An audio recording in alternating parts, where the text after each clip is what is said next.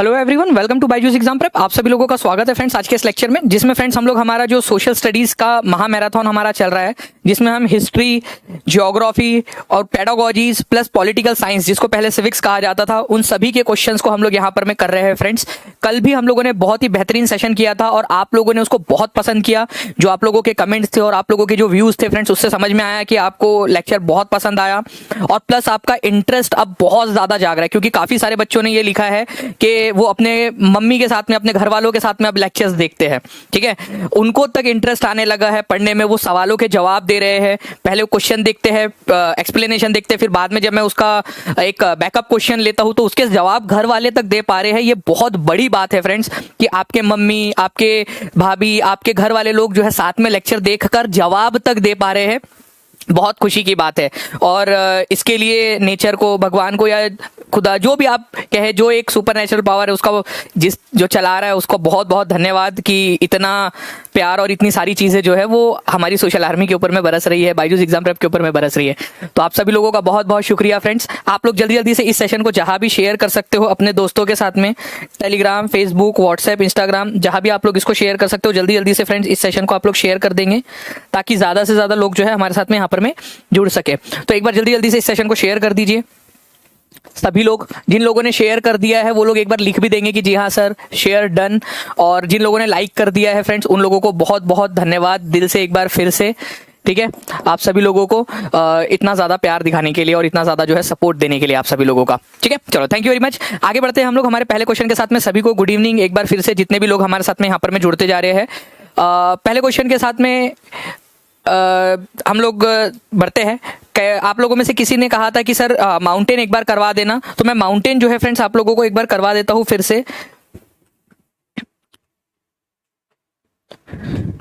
जी, तो देखिए फ्रेंड्स, ये 21 जनवरी 2022 को ये क्वेश्चन पूछा गया था आप लोगों से एग्जाम के अंदर में। ओके, तो इस क्वेश्चन को आप लोग देखिए और बताइए इसका आंसर क्या होगा आप लोगों का। आप लोगों से क्या बोला है, ध्यान से समझना आप लोगों से बोला है फ्रेंड्स कि निम्नलिखित में से कौन सा पुराने वलित पर्वत का एग्जाम्पल है। ध्यान से समझना फ्रेंड्स, यहां पर मैं आप लोगों से पुराने वलित पर्वत के बारे में बात कर रहा है। ओल्ड फोल्ड माउंटेन्स के बारे में बात हो रही है, ओल्ड वाले के बारे में, पुराने वाले वलित पर्वत के बारे में बात हो रही है। तो इसको आप लोग ध्यान से देखिए और बताइए इसका आंसर क्या होगा। मुझे लगता है आप लोग सारे ही आंसर यहां पर में देने की कैपेसिटी में होने चाहिए। आप लोग सारे के सारे आंसर दे पाओगे, इसके अंदर में ऐसा कुछ भी नहीं है जो आप लोग नहीं बता सकते कि कौन सा क्या है।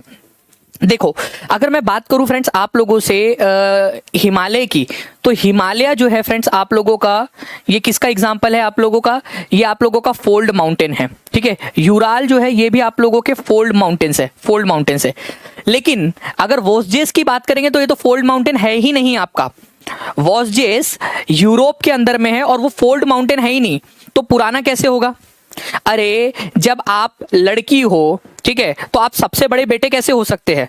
ठीक है, कि सबसे बड़ा बेटा है करके, या फिर मान लीजिए कि मान लो कि न्यूयॉर्क भारत में है ही नहीं, तो न्यूयॉर्क जो है वो भारत के दक्षिणी हिस्से में कैसे हो सकता है। तो वोस्जेस जो है वो जब वलित पर्वत ही नहीं है, तो पुराना वाला वलित पर्वत कैसे हो सकता है। वो ब्लॉक माउंटेन का एग्जांपल है वोस्जेस। ये याद रखना, आने वाला क्वेश्चन आप लोगों को इसमें मदद करेगा।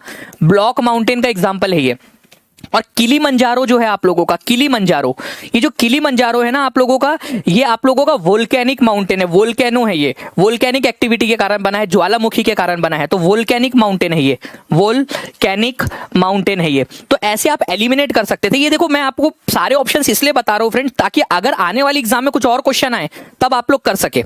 वोस्जेस ब्लॉक माउंटेन है, भ्रंशोत पर्वत का एग्जाम्पल है, किलीमंजारो ज्वालामुखी पर्वत का एग्जाम्पल है। ये दोनों जो है वो वलित है, लेकिन हिमालय जो है ना हमारा ये नया नया है। ठीक है, हिमालय जो है ये न्यू है, ये आप लोगों को याद रखना है, ये न्यू है हिमालय, न्यू फोल्ड माउंटेन है आप लोगों का, न्यू वाला है ये। तो बच कौन सा गया आप लोगों का, अब यहां पर मैं आप लोग बता दो, आप लोग बताओ। देखो, मैंने आपको आंसर डायरेक्ट बताया ही नहीं, मैंने आप लोगों को एक लीड किया है आंसर तक एलिमिनेट करते हुए, और सारे ऑप्शंस आप लोगों को बताए हैं बकायदा कि कैसे आपने एग्जाम में, क्योंकि फ्रेंड्स जरूरी नहीं है ये क्वेश्चन आएगा, इससे रिलेटेड, इस क्वेश्चन पर बेस्ड क्वेश्चन आएगा, तो आपको ऑप्शन, आपको एक्सप्लेनेशन पता होना चाहिए ना बेसिकली। तो ये मेरा सबसे बड़ा उद्देश्य होता है आप लोगों के लिए कि मैं आपको एक्सप्लेनेशन के साथ में करता चलूं। ठीक है, thank you very much friend, 1000+ likes के लिए आप सभी लोगों का बहुत बहुत धन्यवाद। हिमालय न्यू फोल्ड माउंटेन है, फोल्ड भी लिख देता हूं मैं यहां पर, मैं ताकि कोई आप लोगों को दिक्कत ना हो, न्यू फोल्ड माउंटेन से आप लोगों के। यूराल पर्वत आप लोगों का बच गया अब अकेला, तो ये आप लोगों का आंसर हो जाएगा। अब आप लोग देखिए यहां पर में अगर हम लोग बात करें फ्रेंड्स माउंटेन्स की, तो 3 प्रकार के माउंटेन होते हैं, फोल्ड माउंटेन, ब्लॉक माउंटेन और वोल्केनिक माउंटेन। वलित पर्वत, भरशोत पर्वत और ज्वालामुखी पर्वत। जो आप लोगों का फोल्ड माउंटेन है, वलित पर्वत, वो इस प्रकार से टेक्टोनिक प्लेट्स की मूवमेंट के कारण बनता है। थोड़ा सा देख पा रहे हो क्या आप लोग? कितने लोग हैं जिनको दिख रहा है यहां पर में? हाथ उठा देंगे। जी हाँ सर दिख रहा है अभी यहां पर। एक बार बता देंगे जी हाँ सर दिख रहा है। देखो ये टेक्टोनिक प्लेट्स है, ये प्लेट्स है, टेक्टोनिक प्लेट्स बोलते हैं इसको। ठीक है, टेक्टोनिक या प्लूटोनिक प्लेट्स भी इसको बोला जाता है। टेक्टोनिक या प्लूटोनिक प्लेट्स बोलते हैं। ये यहाँ पर में भी आप देख रहे हो, ये प्लेट्स है, ये प्लेट्स एक दूसरे के ऊपर में चढ़ रही है। दिख रहा है आप लोगों को? देख पा रहे हो ना आप लोग चढ़ते हुए एक दूसरे के ऊपर में? ऐसे जब एक प्लेट दूसरे प्लेट के ऊपर में चढ़ रही होती है, फोल्ड हो रही होती है, उसी को वलित पर्वत बोला जाता है। और इससे जो मतलब चढ़ने के कारण जो पर्वत बन रहा है, देख रहे हो आप लोग, ये पर्वत जो बन रहा है इसको वलित पर्वत बोलते हैं, फोल्ड माउंटेन बोलते हैं। एंडीज आपका फोल्ड माउंटेन का एग्जांपल है, हिमालय आपका फोल्ड माउंटेन का एग्जांपल है, अरावली फोल्ड माउंटेन का एग्जांपल है, एल्प्स, यूराल, ठीक है, प्लेशियंस, ये सारे आप लोगों के फोल्ड माउंटेन के एग्जांपल्स है। दिख रहा है, बिल्कुल दिख रहा है क्लियरली, बहुत अच्छी बात है। अब देखो फोल्ड माउंटेन के अंदर में जो हमारा हिमालय है, हिमालय अपना ही है ना, अपने पास में ही है, पड़ोसी है अपना हिमालय, और कुछ लोग तो हिमालय में रहते भी होंगे। तो हिमालय माउंटेन जो है फ्रेंड्स आप लोगों का ये क्या है? न्यू है। लिख दो सभी लोग, हिमालय न्यू है। और एल्प्स, एल्प्स भी न्यू है। न्यू को ही आप लोग यंग बोल सकते हो, मतलब अभी नया नया बना है, नया नया साल है, ठीक है, और नया नया पर्वत है। चलिए, तो हिमालय जो है friends, Himalaya mountains, Alps mountains, ये यंग वलित पर्वत है या यंग फोल्ड माउंटेन्स है आप लोगों के, युवा है ये लोग अभी अभी फिलहाल में। ओके, तो हिमालय और एल्प्स नए वाले हैं। भारत की अरावली श्रृंखला जो है फ्रेंड्स, वो आपकी सबसे पुरानी वलित श्रृंखलाओं में से एक है। तो अरावली को किस कैटेगरी में रखेंगे आप लोग?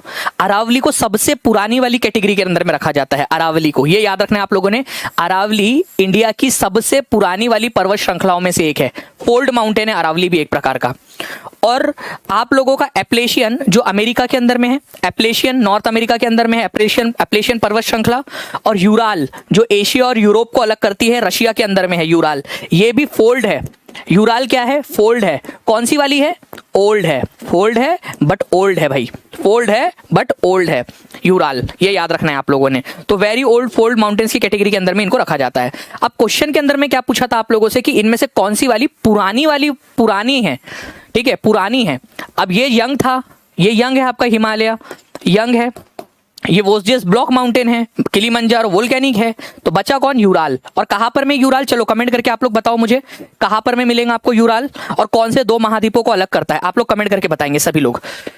थोड़ा सा ब्लॉक माउंटेन के बारे में भी बता दो, क्या अब इतना खर्चा हो ही गया है आप लोगों का, ठीक है। चलिए देखिए फ्रेंड्स, यहाँ पर में अगर हम लोग बात करें ब्लॉक माउंटेन्स की, तो ब्लॉक माउंटेन्स आपके इस प्रकार से ब्लॉक्स के धंस जाने के कारण बनते हैं कि ये जमीन थी, एक सीधी जमीन, उसमें से कुछ ब्लॉक्स धंस गए अंदर में, ठीक है, और कुछ ऊपर खड़े रह गए। तो जो ऊपर खड़ा रह गया ना, उसको हम पर्वत मान लेते हैं। जैसे कि मान लो ये एक जमीन थी सपाट, ये ग्राबेन जो है वो नीचे धंस गया, और ये जो ऊपर वाला हिस्सा रह गया ऊपर में खड़ा, उसको हार्स्ट बोला जाता है, ठीक है, हार्स्ट। तो फ्रेंड्स ग्राबेन नीचे धंस गया और ये हार्स्ट ऊपर खड़ा रह गया, तो ये हार्स्ट आपको पर्वत की तरह दिखाई देता है, हार्स्ट आपको पर्वत की तरह दिखाई देता है। तो इस प्रकार से कुछ ब्लॉक्स के नीचे धंस जाने के कारण जो पर्वत का निर्माण होता है, उसको ब्लॉक माउंटेन या भ्रंशोत पर्वत बोलते हैं, ठीक है।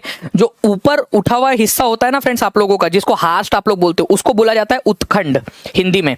और जो नीचे धंस जाता है उसको बोलते हैं भ्रंश। द्रोणी का भ्रंश बोलते हैं, लेकिन आप भ्रंश याद रख लेना इसको, ठीक है। तो ये ग्राबेन जो है ना, इसको बोला जाता है भ्रंश, भ्रंश, ठीक है, भ्रंश। और ये जो हार्स्ट है इसको बोला जाता है उत्खंड, ठीक है, उत्खंड,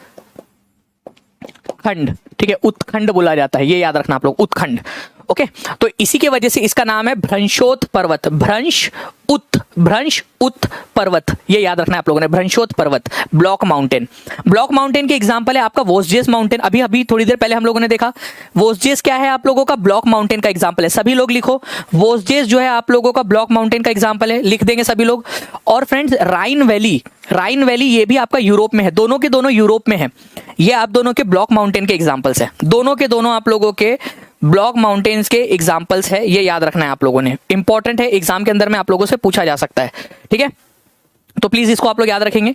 इसके अलावा फ्रेंड्स वोल्केनिक माउंटेन के 2 एग्जांपल्स आप लोगों को याद रखने हैं, वोल्केनिक एक्टिविटी के कारण बनते हैं ये, ओके। वोल्केनिक जो एक्टिविटीज है, जो ज्वालामुखी क्रियाएं होती है उनके कारण जो माउंटेन्स बनते हैं उनको वोल्केनिक माउंटेन बोला जाता है। किलीमंजारो कहाँ है, जल्दी से यहाँ देखो और कमेंट में लिखो आप लोग ताकि आपको याद हो जाए। किलीमंजारो कहाँ पर में है, और माउंट फुजियामा ये भी वोल्केनिक माउंटेन है और कहाँ है, जापान के अंदर में। किलीमंजारो अफ्रीका में, अफ्रीका की सबसे ऊंची चोटी है, एस्टेट में आया था ये, एस्टेट के अंदर में कि सबसे ऊंची चोटी, अफ्रीका की सबसे ऊंची चोटी कौन सी है, किलीमंजारो है, ठीक है।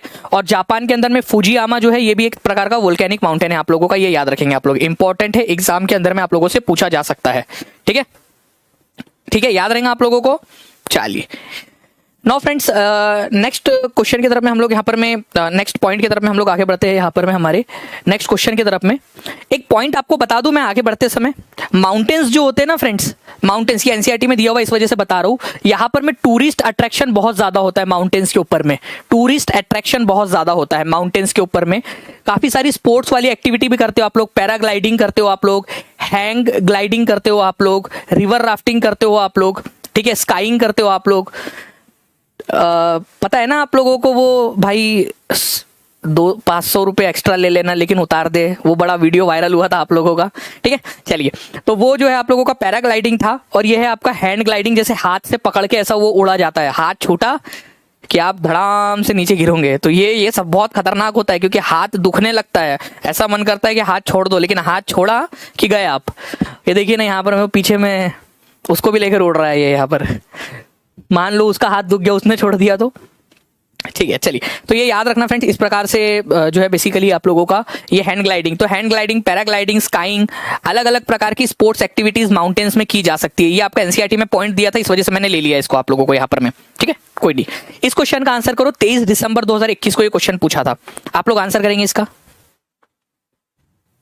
एक बार लाइक एंड शेयर कर देते रहिए फ्रेंड्स, सभी लोग जल्दी जल्दी से, जितने भी लोग देख रहे हैं, एक बार अपने दोस्तों के साथ में, जहां भी आप लोग टेलीग्राम, फेसबुक, व्हाट्सएप, इंस्टाग्राम, जहां जहां भी शेयर कर सकते हो, जल्दी जल्दी से शेयर करते रहेंगे।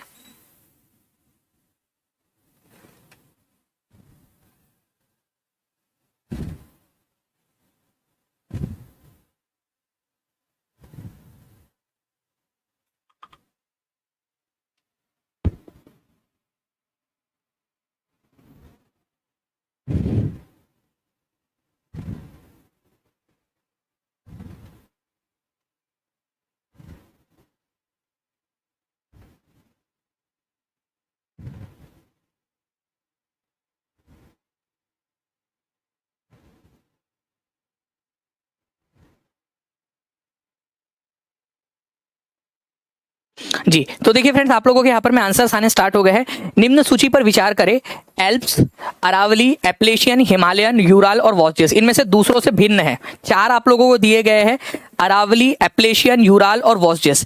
आप लोग देखिए, ये तीनों के तीनों, अरावली, एप्लेशियन, यूराल, ये तीनों के तीनों क्या है, फोल्ड माउंटेन है आप लोगों के, फोल्ड है, वलित पर्वत है, ठीक है, वलित है ये तीनों के तीनों। और वही मैं अगर बात करूं वोस्जेस की, तो ये ब्लॉक माउंटेन है आप लोगों का, ब्लॉक, ठीक है, ब्लॉक माउंटेन है, भ्रंशोत पर्वत है आपका। तो आंसर आप लोगों का सिंपल सा जो है फ्रेंड्स, ऑप्शन नंबर डी हो जाएगा। ये बाकी के जो 3 है उनसे अलग है, वोस्जेस पर्वत, ये याद रखना है आप लोगों ने। ये ब्लॉक है, और बाकी के जो 3 है ये क्या है आप लोगों के, बाकी के जो 3 है ये आप लोगों को याद रखना है, ये आप लोगों के ब्लॉक माउंटेन्स के एग्जाम्पल्स है। इंपॉर्टेंट पॉइंट है, एग्जाम के अंदर में पूछा जा सकता है आप लोगों का, ठीक है। चलिए नेक्स्ट क्वेश्चन की तरफ में आगे बढ़ते हैं फ्रेंड्स। देखिए, ये क्वेश्चन है आपका, और ये ना आप लोग बहुत आसानी से इसको सॉल्व कर सकते थे।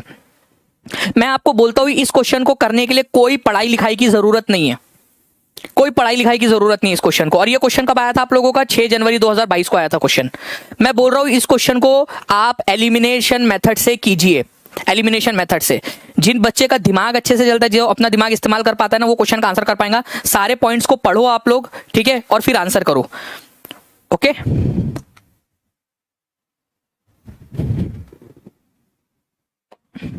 ठीक है, चलो।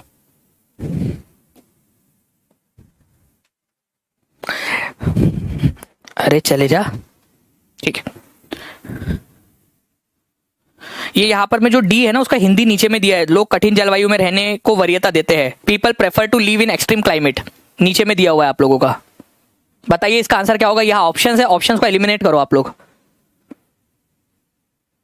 बताता हूं, सहारा जो है वो रात में आपका इतना क्यों होता है ठंडा, उसका भी क्वेश्चन लिया है मैंने आप लोगों के लिए, आज लगा दिया क्वेश्चन। तो देखिए यहाँ पर मैं फ्रेंड्स, पीपल जो है, लोग एक्सट्रीम क्लाइमेट रहना पसंद करते हैं। आप लोग रहना पसंद करते हो क्या?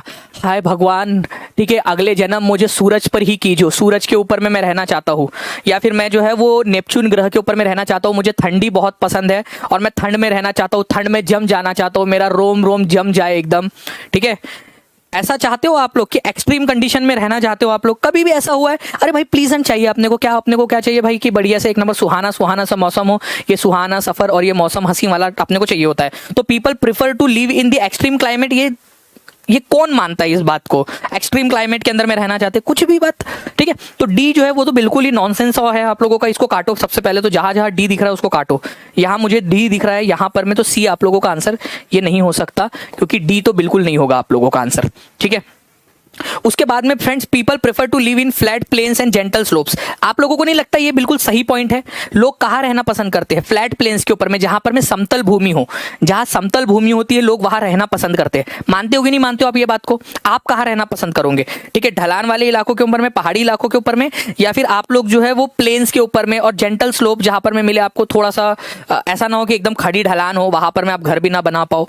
तो ये बिल्कुल सही है आप लोगों का, ये तो होना ही चाहिए। तो जहां सी नहीं है उसको भी काट दो, यहां सी नहीं है इसको काट दो आप लोग, ओके। उसके बाद में बारी आ जाती है आप लोगों की ए और बी के ऊपर में, पूरी की पूरी लड़ाई। People prefer to live in mountains because they are the best places for cultivation.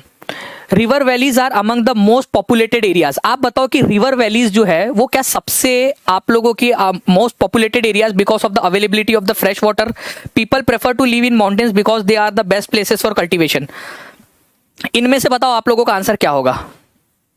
आप बताओ इनमें से आंसर क्या होगा? दोनों में से चुनो अगर आपको चुनना होगा, क्योंकि मैंने आपसे कहा था ना कि इसके लिए पढ़ाई की जरूरत नहीं है। मैं चाहता हूं आप अपने दिमाग से आंसर करें इसका। और देखो एक चीज याद रखना फ्रेंड, जितना ज्यादा माइंड यूज करोगे ना उतना माइंड बढ़ता है, उतनी उसकी सोचने की कैपेसिटी बढ़ती है। मैं आपको एक्सप्लेनेशन देकर खत्म कर सकता था इसको 2 मिनट में, कोई दिक्कत नहीं है, बट मैं चाहता हूं आप लोग सोचो, चर्निंग करो, ब्रेनस्टॉर्मिंग करो, आपकी क्रिएटिविटी बढ़ेगी। सोचो कि इनमें से आपको अगर लगाना हो तो आप क्या लगाओगे answer. River valleys are among the most populated areas because of the availability of fresh water, ठीक है। People prefer to live in mountains because they are the best places for the cultivation। तो answer बताइए क्या होगा? Answer जो है friends आप लोगों का क्या हो जाएगा कि भाई रिवर वैलीज जो होती है ना, जो घाटी होती है, नदियों की घाटियां, जहां नदियां जहां से बहती है, नदियों के आसपास वाले इलाके जो है वो बहुत ज्यादा पॉपुलेटेड होते हैं, बहुत ज्यादा घनी आबादी होती है। उत्तर प्रदेश के अंदर में आबादी होने का ये कारण नहीं है कि उत्तर प्रदेश के लोग खाली बैठे हैं, ठीक है, बैठे बैठे क्या करे, करना है कुछ काम, शुरू करो अंताक्षरी लेकर प्रभु कर, वो वाला काम रीजन नहीं है वहां पर में पॉपुलेशन का। जो मेन रीजन है फ्रेंड्स वो है रिवर वैलीज। वहां पर में बहुत सारी आपकी नदियां है, ठीक है, और नदियों के कारण वहां पर में पानी की अवेलेबिलिटी है, और पानी की अवेलेबिलिटी होने के कारण और नदियों की अवेलेबिलिटी होने के कारण वहां बाढ़ आती है। वहां पर में क्या होता है फ्रेंड्स, उपजाऊ भूमि है, जिस वजह से जनता वहां ज्यादा रहती है। तो उत्तर प्रदेश और उसके आसपास वाले लोगों का ये है कारण उनका वहां रहने का, ज्यादा पॉपुलेटेड होने का, ठीक है। आप लोग गलत समझते हो। तो ए और सी होगा आप लोगों का आंसर, क्योंकि आपका 1 3 3 तो दिया ही नहीं है कहीं पे भी। और आप लोग माउंटेन के ऊपर में कौन सा कल्टीवेशन करोगे आप लोग? बेस्ट प्लेसेस नहीं है वो, माउंटेन पे होता है कल्टीवेशन लेकिन वो बेस्ट प्लेसेस नहीं माने जाते आपके। तो आंसर आप लोगों का ऑप्शन नंबर डी हो जाएगा, ठीक है, ये याद रखना है आप लोगों ने। नाउ फ्रेंड्स ये एक क्वेश्चन कहा गया, इस क्वेश्चन का आंसर कीजिए आप लोग। ये क्वेश्चन है आप लोगों का जो एग्जाम में पूछा गया, इसका आंसर कीजिए, फिर आप लोगों को दूसरा क्वेश्चन दिखाता हूं।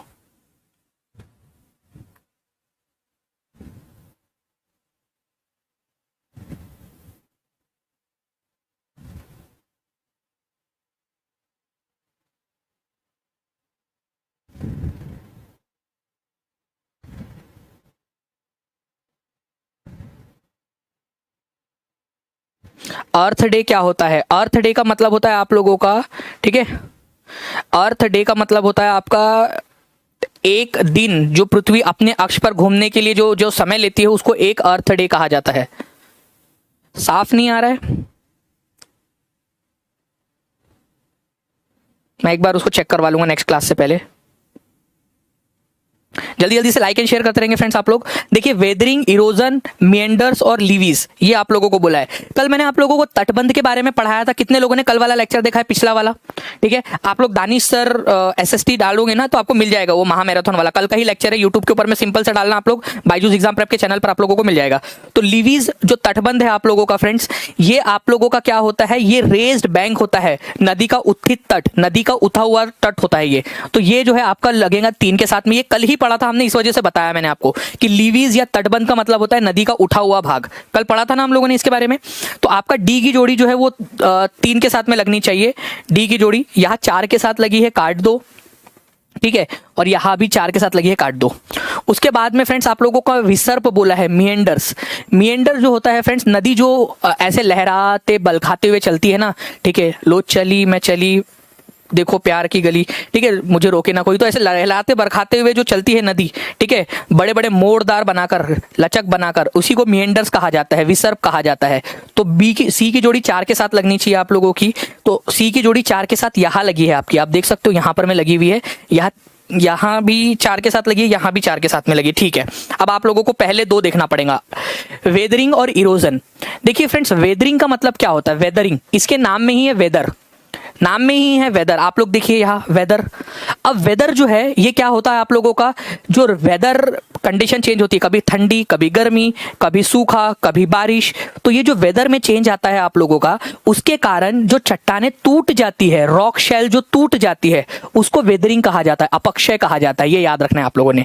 जो चट्टानें वेदर के कंडीशन के कारण टूट जाती है, सड़ जाती है, गल जाती है, ठीक है, इसको आप लोग बोलते हैं ब्रेकिंग अप ऑफ शेल, शैलों का टूटना। तो ब्रेकिंग ऑफ शेल या फिर अपर जो अपक्षय है आप लोगों का, ये क्या होता है? शेल का टूटना वेदर के कारण, ठीक है। तो ए की जोड़ी 2 के साथ लगनी चाहिए आप लोगों की। ए की जोड़ी 2 के साथ में आप लोगों की कहाँ लगी? यहाँ लगी है, ठीक है। तो ये आपका आंसर हो गया। और बी, इरोजन का मतलब होता है आपका एक जगह से दूसरे जगह पे तोड़कर लेकर जाना, इरोजन। मान लो ये पहाड़ था, मेरा पहाड़, ठीक है, ये पहाड़ है, पहाड़।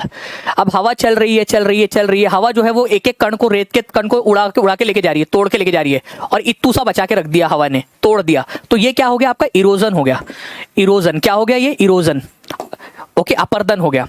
मान लीजिए कि यहां पर मैं आप लोगों का, यहां मिट्टी थी और पानी बह रहा है। पानी क्या कर रहा है? सॉइल को अपने साथ बहा के लेकर जा रहा है, मिट्टी को बहा के लेके जा रहा है। तो एक जगह से दूसरे जगह पे होने वाला जो क्षय होता है, वेयरिंग अवे होता है, एक जगह से दूसरी जगह लेकर चले जाना, अवे, टेक अवे, लेकर चले जाना, ये आपका इरोजन कहलाता है, ठीक है। तो ये थोड़ा सा याद रखोगे आप लोग, आराम से हो जाएगा, कोई दिक्कत इसके अंदर में आपको आने वाली नहीं है। B is the correct answer यहां पर में। समझ में आ गया आप लोगों को जी? डेजर्ट एंड ग्रासलैंड, चलो ठीक है, वो भी करवा देंगे आपको, कोई दिक्कत वाली बात नहीं है इसके अंदर में भी, ठीक है। चलिए,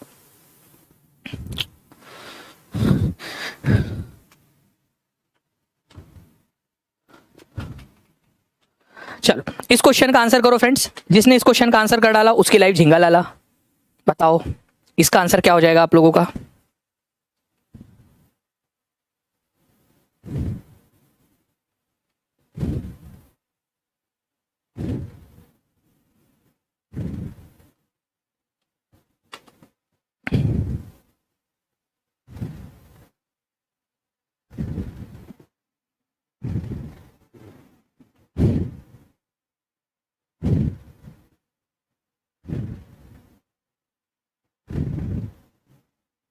पूरा पढ़िए आप लोग इसको।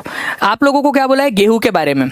और जितने बच्चे मेरे पुराने वाले हैं उन लोगों को पता होगा फ्रेंड्स कि गेहूं के बारे में हम लोगों ने बहुत प्यार से अच्छे से देखा हुआ था। गेहूं और चावल का हम लोगों ने कंपैरिजन किया था, अगर आप लोगों को याद हो तो, ठीक है। गेहूं का और चावल का कंपैरिजन किया था कि नहीं किया था हम लोगों ने? मैं आप लोगों के लिए वो स्लाइड भी देख रहा हूं कि जल्दी से वो स्लाइड भी आप लोगों की लग जाए जिसके अंदर में हमने इसको किया था।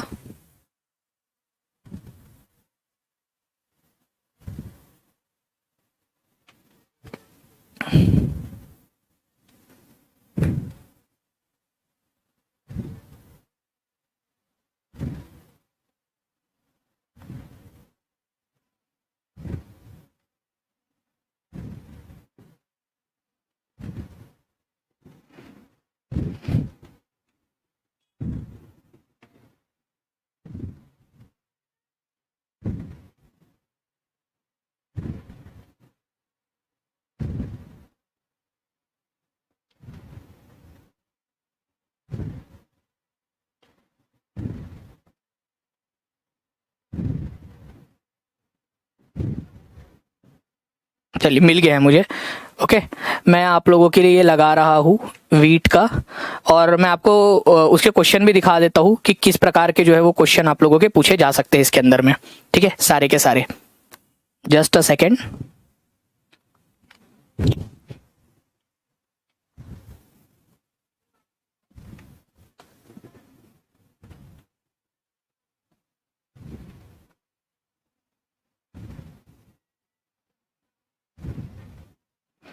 ठीक है, देखिए फ्रेंड्स, अगर मैं बात करूं आप लोगों से यहाँ पर मैं वीट की आप लोगों से, तो वीट के अंदर में यहाँ पर मैं आप लोगों को बोला है कि गेहूं जो है आप लोगों का ये क्या है, इसको गोल्डन फाइबर कहा जाता है। नहीं है, गोल्डन फाइबर किसको कहा जाता है आप लोगों का? गोल्डन फाइबर जो है फ्रेंड्स ये जूट को कहा जाता है, ये याद रखना है आप लोगों ने, जूट को कहा जाता है। तो पहला वाला ही गलत हो गया आप लोगों का, ए ही गलत हो गया, खत्म हो गई बात। यहाँ पर मैं जहां जहां पर मैं ए दिया है उसको काट दो, जहां यहाँ पर मैं ए को जो है करेक्ट बोला है ये आंसर नहीं हो सकता। ठीक है, देखो यहाँ पर मैं ए को सही बोला है आपका, ये भी आंसर नहीं हो सकता। कितने लोगों ने ये एलिमिनेट कर दिया था, हाथ ऊपर करके बता देंगे मुझे जल्दी से। जी हाँ सर, ये एलिमिनेट कर दिया था। कितने लोग थे जिन्होंने एलिमिनेट कर दिया था, ये बताइए आप लोग। उसके बाद में फ्रेंड्स, गेहूं अच्छा बच्चा है या खराब बच्चा है? कितने लोगों को याद आ रहा है गेहूं और चावल के बारे में? हमने देखा था फ्रेंड्स कि गेहूं और चावल का जब कंपैरिजन होता है हमारा, तो हमने देखा था कि जो चावल है आप लोगों का, उसको क्या चाहिए होता है, उसको बहुत ज़्यादा जो है हाई टेम्परेचर चाहिए होता है, हाई ह्यूमिडिटी चाहिए होती है और हाई रेनफॉल चाहिए होता है। गेहूं हमारा अच्छा बच्चा है। गेहूं का है भाई, तो अच्छा बच्चा है, अच्छा, ठीक है, अच्छा बच्चा, ठीक है, अच्छा बच्चा है ये हमारा गेहूं। इसको जो है मॉडरेट टेम्परेचर चाहिए होता है, ठीक है, और मॉडरेट रेनफॉल चाहिए होती है उसको ग्रोइंग सीजन के अंदर में। तो बिल्कुल सही बात है, इसको मॉडरेट चाहिए होता है सारा का सारा, कोई इसके ज्यादा के चोचले है ही नहीं इसके। ठीक है, इसके अलावा friends, in India it's grown in the winter season. अब बात आती है आप लोगों की कि आपको बताना है कि जो गेहूं है ये आप लोगों का कौन सी फसल है। ठीक है, ये रबी की फसल है या फिर आप लोगों की खरीफ की फसल है? तो देखो फ्रेंड्स, जो रबी है, ठीक है, जो आप लोगों का रबी की जो फसल है ये कब उगाई जाती है आप लोगों की? रबी की फसल और खरीफ की फसल, ये आप लोगों को पहले तो पता होना चाहिए कि रबी की फसल कब उगाई जाती है और खरीफ की फसल कब उगाई जाती है आप लोगों की। तो अगर आप लोग ध्यान से देखोगे फ्रेंड्स, तो रबी की जो फसल होती है आप लोगों की वो ठंड के मौसम में उगाई जाती है, विंटर सीजन में उगाई जाती है आप लोगों की, है ना। तो विंटर सीजन में उगाई जाती है, तो इंडिया के अंदर में इसको विंटर सीजन में उगाया जाता है, क्योंकि जो ये है आप लोगों का गेहूं, ठीक है, ये क्या है, ये रबी की फसल है। किसकी फसल है? रबी की। और रबी की जो फसल होती है फ्रेंड्स, ये आपकी विंटर सीजन में ठंड के मौसम में उगाई जाती है, जो अभी ठंड का मौसम चल रहा है आप लोगों का। तो in India it is grown in the winter season, बिल्कुल सही बात है आप लोगों की, ये याद रखेंगे आप लोग। विंटर सीजन के अंदर में इसको उगाया जाता है, शीत ऋतु के अंदर में इसको उगाया जाता है। ओके, ये याद रखेंगे आप लोग। उसके बाद में it bats in the black, it thrive best in black soil. नहीं फ्रेंड्स, इसके ज्यादा चोचले है ही नहीं, ब्लैक सॉइल चाहिए अपने को, ऐसा कुछ भी नहीं है। इसको सूखी दोमट मिट्टी मिल जाएगी तो भी चलेगा, मतलब सादा सिंपल सादा जीवन उच्च विचार है गेहूं का, हमारे बच्चे का। ठीक है, इसको ब्लैक सॉइल नहीं चाहिए होती है, इसको सूखी मिट्टी चाहिए होती है। सूखी मिट्टी में भी बेचारा पनप जाता है, ड्रेन्ड लोमी सॉइल उसको बोला जाता है। क्या बोलते हैं उसको? ड्रेन्ड लोमी सॉइल, सूखी दोमट मिट्टी इसको कहा जाता है आप लोगों का, सूखी दोमट मिट्टी। तो ये भी आप लोगों का गलत है। तो आंसर आप लोगों का क्या हो जाएगा फ्रेंड्स? बी और डी हो जाएगा आप लोगों का आंसर। तो answer is option number D यहाँ पर। और ये 29 दिसंबर का ओरिजिनल क्वेश्चन है आप लोगों का। अब ध्यान से देखो आप लोग, यहाँ पर मैं अगर आप लोग देखोगे फ्रेंड्स इस क्वेश्चन को, यहाँ पर मैं इस पॉइंट को अगर आप लोग देखोगे, तो ये रबी की फसल है। तो रबी की फसल है तो विंटर में उगेगी, सही बात है आप लोगों की, विंटर में उगेगी। ये लिख दो सभी लोग, रबी की फसल विंटर में उगेगी आप लोगों का। हमारा अच्छा बच्चा है ये, है ना, अच्छा बच्चा है आप लोगों की तरह। जैसे आप लोग प्यारे प्यारे से अच्छे अच्छे से बच्चे हो, वैसे ये भी अच्छा बच्चा है हमारा। और अच्छा बच्चा होने के कारण इसको मॉडरेट चाहिए होता है, मॉडरेट टेम्परेचर, मॉडरेट रेनफॉल चाहिए होता है। हाँ, थोड़ी सी सनशाइन चाहिए यार उसको, थोड़ी सी धूप चाहिए अच्छी खासी, ठीक है, लेकिन चलता है, इतना तो दे ही सकते हैं यार हम लोग। इतने भी हम थोड़ी ना यहाँ पर में खलनायक है हम लोग, इतना तो दे ही देंगे बेचारे को। इसके बाद में ड्रेन्ड लोमी सॉइल चाहिए होती है इसको। क्वेश्चन में बोला था ब्लैक सॉइल, ब्लैक सॉइल बोला था, काली मिट्टी, गलत है, काली मिट्टी नहीं, ड्रेन्ड लोमी सॉइल चाहिए होती है उसको, सूखी दोमट मिट्टी चाहिए होती है। ये याद रहेगा आप लोगों को, लिख लो। गेहूं को सूखी मिट्टी में भी उग जा रहा है, और क्या चाहिए यार, ठीक है। गेहूं अगर ये लड़का होता तो इसके लिए लड़की बहुत आसानी से मिल जाती, लड़के में कोई दोष ही नहीं है, सारा जो है वो बेचारा आराम से कर ले रहा है, ठीक है, कोई दिक्कत नहीं आ रही इसको। तो रबी क्रॉप विंटर में उगती है, ड्रेन्ड लोमी सॉइल के अंदर में भी उग जाता है, मॉडरेट टेम्परेचर, मॉडरेट रेनफॉल चाहिए, ब्राइट सनशाइन चाहिए होती है, बस ये याद रखना है आप लोगों ने। विंटर में उगता है, ये वाली चीज है। इंडिया के अंदर में इसको विंटर में उगाया जाता है, रबी की फसल है भाई, ये याद रखना है आप लोगों ने। सिंपल सी बात खत्म हो गई, है ना, सिंपल, कोई दिक्कत वाली बात नहीं है आप लोगों की, आराम से कर लिया आप लोगों ने। एक बार लाइक एंड शेयर कर दो सभी लोग, जितने भी लोग देख रहे हैं, जल्दी जल्दी से। नाउ फ्रेंड्स, एक क्वेश्चन है आप लोगों का, इस क्वेश्चन का भी आंसर कर दो जो मैंने पिछली बार आप लोगों को करवाया था। अभी इतना खर्चा हो ही गया है तो इसको भी कर ही दो।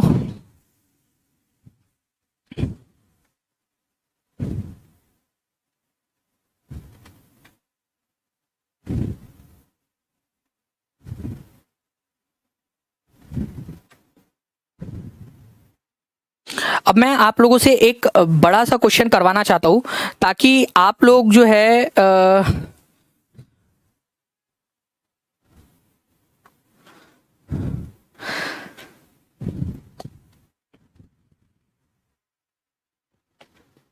अच्छे से इस पूरे पॉइंट को ही समझ जाए, कोई दिक्कत ना है आप लोगों को। तो गेहूं की अच्छी फसल के लिए निम्नलिखित में से कौन सी परिस्थिति आवश्यक होती है?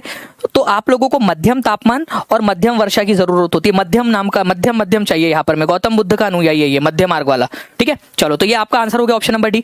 अब मैं आप लोगों को जो है एक बहुत ही बढ़िया वाला पॉइंट बता रहा हूँ, ध्यान से सुनेंगे आप लोग। आंसर होगा आप लोगों का यहाँ पर, मैं इस पॉइंट को देखिए आप लोग, और यहां से आप लोग आंसर करेंगे। आप लोग इस पॉइंट को पढ़ो और मैं देखिए, आप मेरी बात मानिए फ्रेंड्स, इस पॉइंट को पढ़ लो आप लोग। आपके जो है ना राइस और व्हीट का टेंशन ही खत्म हो जाएगा आप लोगों का हमेशा के लिए। राइस और व्हीट वाला इसको कर लो आप लोग, ठीक है। क्या हो गया? दीक्षा दीक्षा क्यों कर रहे हो आप लोग यहाँ पर? में सभी लोग क्या किया उसने? और दीक्षा बेटा बच्ची, बाकी लड़कों को और बाकी लड़कियों को जो है वो उलझा के खुद पढ़ लोगे आप, ठीक है। दिशा भंग हो जाएंगी। बाकी लोग, सभी लोग, जो भी लोग कर रहे हैं यहाँ पर में, सब यहाँ पर में पूरा ध्यान दानिश सर की तरफ में रहना चाहिए अभी।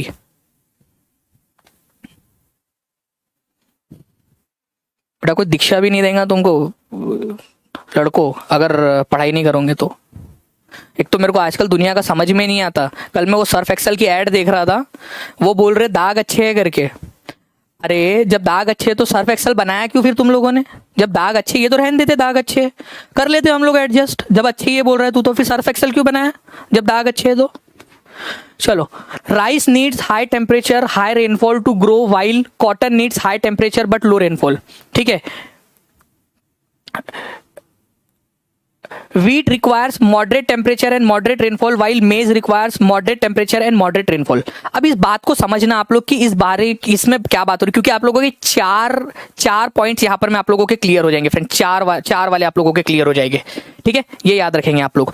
जो आप लोगों का गेहूं है, ठीक है, व्हीट है आप लोगों का, wheat requires moderate temperature and moderate rainfall, ये बिल्कुल सही है आप लोगों का, यहां तक बिल्कुल सही है।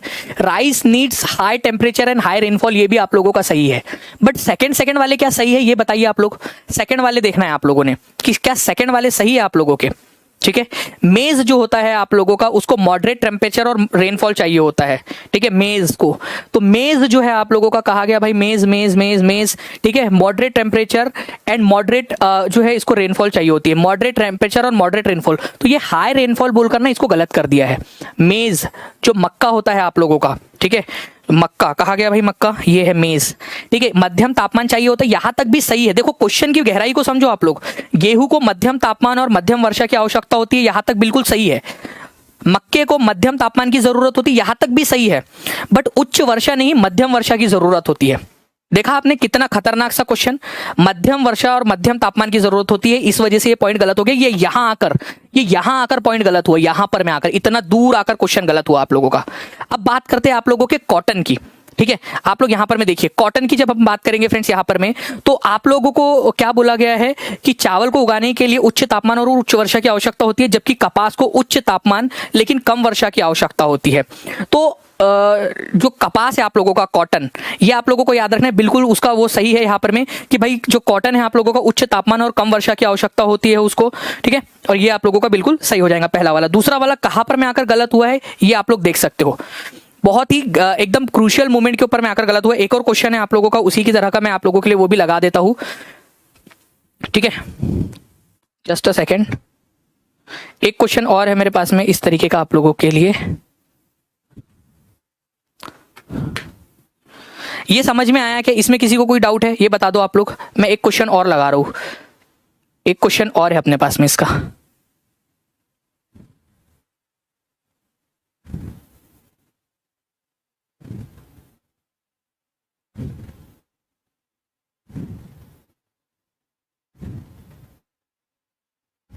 ठीक है, तो देखिए यहाँ पर मैं जो चावल है आप लोगों का फ्रेंड्स, उसको उगाने के लिए उच्च तापमान और उच्च वर्षा की आवश्यकता है। कपास को उगाने के लिए उच्च तापमान लेकिन कम वर्षा की आवश्यकता है, बिल्कुल सही बात है आप लोगों का। गेहूं को मध्यम तापमान और मध्यम वर्षा की आवश्यकता है, लेकिन जो मक्का है उसको भी मध्यम तापमान और मध्यम वर्षा की आवश्यकता होती है, उच्च वर्षा की आवश्यकता नहीं होती। तो आंसर इसका ऑप्शन नंबर ए हो जाएगा। देख लेते क्या है आंसर आप लोगों का। आंसर आप देख सकते हो ऑप्शन नंबर ए ही है आप लोगों का। ठीक है, आंसर आपका ऑप्शन नंबर ए है। नेक्स्ट पॉइंट की तरफ में आगे बढ़ते हैं आप लोगों के। देखिए इस क्वेश्चन को आप लोग आंसर कीजिए। इस क्वेश्चन को, ये आपका एक 29 दिसंबर को पूछा गया क्वेश्चन है आप लोगों का। मैं इसकी मदद से आप लोगों को एक कंसेप्ट समझाना चाहूंगा, पेडागोजी का कंसेप्ट। तो आप बताइए इसका आंसर क्या होगा।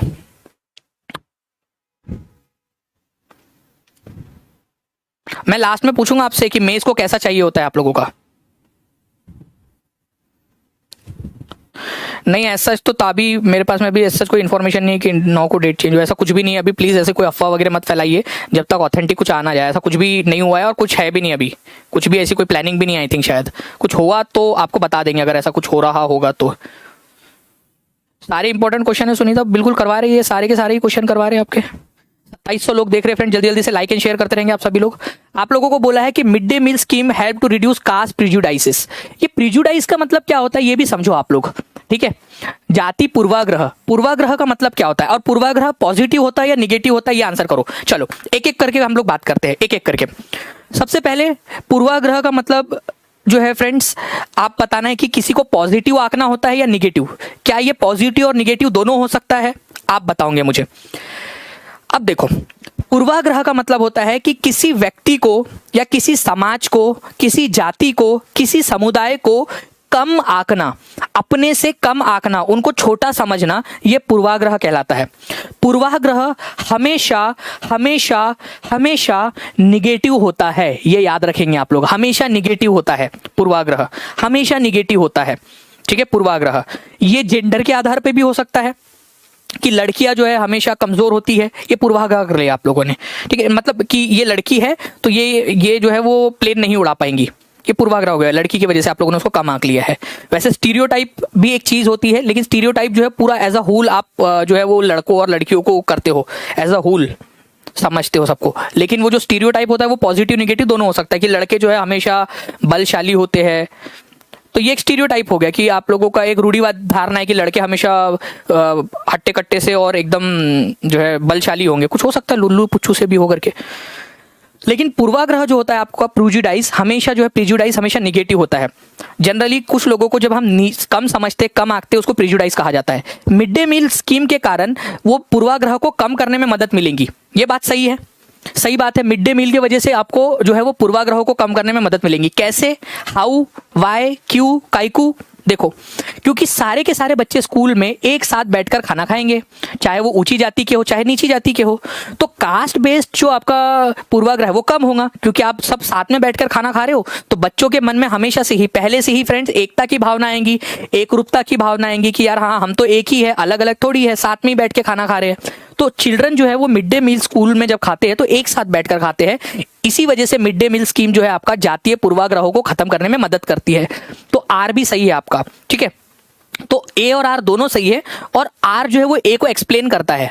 मिड डे मील स्कीम जाति पूर्वाग्रहों को खत्म करने में मदद करती है। कैसे खत्म करती है भाई साहब, वो आर में दिया है। क्योंकि सारे बच्चे मिड डे मील जो है वो स्कूल में साथ में खाते हैं, जिसके वजह से कास्ट प्रिजुडाइज को खत्म करने में मदद मिलती है। तो अब आप लोग बताओ मेरे प्यारे बच्चों, आप इतने होशियार हो, इतने इंटेलिजेंट हो, आप बताइए ठीक है कि आप इसका आंसर क्या करोगे। मिनी रावत सर, आप इतना अच्छा कैसे पढ़ा लेते हो? क्योंकि मिनी रावत जैसे इतने प्यारे प्यारे से बच्चे हैं मेरे, इसी वजह से मैं इतना अच्छा पढ़ा लेता हूँ, क्योंकि आप लोग इतने प्यारे प्यारे से हो। तो देखिए, both A and R are true, and R is the correct explanation of A. R जो है वो करेक्ट एक्सप्लेनेशन है ए का, ये समझ गए आप लोग। आर जो है वो करेक्ट एक्सप्लेनेशन है, ये आप लोगों को याद रखना है, ये इंपॉर्टेंट पॉइंट है आपका। तो आंसर इसका ऑप्शन नंबर ए होगा। समझ गए कैसे करना होता है एग्जाम के अंदर में क्वेश्चन आप लोगों को? ठीक है, चलिए very good. Now friend, next आप लोगों को बताना है कि दिहाड़ी मजदूरी एक प्रकार का क्या है। दिहाड़ी मजदूरी, जो लोग 29 दिसंबर को आया था ये क्वेश्चन भी आपका, दिहाड़ी मजदूरी एक प्रकार का क्या है फ्रेंड्स? ठीक है, स्थायी रोजगार है भाई, हाँ रोज जाएंगे, कमाएंगे, खाएंगे, लेकर आएंगे। परमानेंट है वो लोग, परमानेंट एम्प्लॉयमेंट के अंदर में गिनेंगे। रेगुलर एम्प्लॉयमेंट, नियमित रोजगार है। ठीक है, संविदात्मक रोजगार है, कॉन्ट्रेक्चुअल है कि कॉन्ट्रैक्ट मिला हुआ है, और कैजुअल एम्प्लॉयमेंट है। बताइए अनियमित। अब ये कैजुअल का कई बार जो है ना फ्रेंड्स अलग अलग ट्रांसलेशन किया जाता है, तो कैजुअल का थोड़ा सा याद रखना आप लोग। देखिए कैजुअल एम्प्लॉयमेंट का मतलब होता है फ्रेंड्स आप लोगों का एक ऐसा एम्प्लॉयमेंट जब काम होगा, काम इक्वल टू, ठीक है, पैसा। अगर काम है तो पैसा मिलेगा, अगर काम है तो ही आपको बुलाया जाएगा, अदरवाइज आपको नहीं बुलाया जाएगा, ठीक है। दिहाड़ी मजदूर जो होते हैं फ्रेंड्स वो कैजुअल एम्प्लॉयमेंट के कैटेगरी में आते हैं, अनियमित जो एम्प्लॉयमेंट है उसके अंदर में आते हैं। मतलब जब काम रहेगा तभी बुलाया जाएगा, जब काम नहीं होगा उनको नहीं बुलाया जाएगा, उनको पैसे भी नहीं मिलेंगे। तो कैजुअल एम्प्लॉयमेंट आप लोगों का एक ऐसा एम्प्लॉयमेंट होता है जिसके अंदर में केवल और केवल उसी समय आप लोगों को बुलाया जाता है जब मजदूरी होती है। तो दिहाड़ी मजदूर कैजुअल एम्प्लॉयमेंट के कैटेगरी में आते हैं, ये याद रखना है आप लोगों ने। इवन जो है फ्रेंड्स मान लीजिए कि जो साइट पर काम करने वाले लोग हैं, घर मजदूरी, घर बनाने वाले जो मजदूर होते हैं वो लोग, घर पे काम करने वाली जो बाई वगैरह होते हैं, है ना, महिलाएं होती है दूसरों के घरों में जो काम करती है, वो भी कैजुअल एम्प्लॉयमेंट, क्योंकि जब तक काम है तब तक मिलेगा, अदरवाइज फिर बाद में काम नहीं है उनके पास में, तो ये कैजुअल एम्प्लॉयमेंट के अंदर में आता है। बाकी बैंक में काम करने वाले लोग, आप लोग जब सरकारी टीचर बन जाओगे तब आप लोगों का परमानेंट और स्थायी नियमित रोजगार हो जाएगा आप लोगों का, परमानेंट और रेगुलर एम्प्लॉयमेंट। लेकिन जब आप दिन में काम जितना काम करे उतने ही पैसे मिल रहे तो कैजुअल एम्प्लॉयमेंट है। आप लोग कभी कभी केवीएस में कॉन्ट्रेक्चुअल एम्प्लॉयमेंट में लगते हो, संविदात्मक रोजगार पे, है ना, कि भाई बस कॉन्ट्रैक्ट है तब तक ही पैसे मिलेंगे, उसके बाद में खत्म। नाउ फ्रेंड्स 29 दिसंबर 2021 को एक और क्वेश्चन पूछा गया इसी पे बेस्ड। यहां पर मैं कुछ नाम दिया गया है, ठीक है, सुदक्षणा नाम उन्होंने लिया है। वो क्या करती है, वो कैजुअल वर्कर है, कैजुअल वर्कर है। कहां पर में, गारमेंट फैक्ट्री में। तो आपको बताना which of the statements below is the characteristics closest to her work condition. इनमें से कौन सा वाक्य उसके कार्य की स्थिति की विशेषता के समीप है।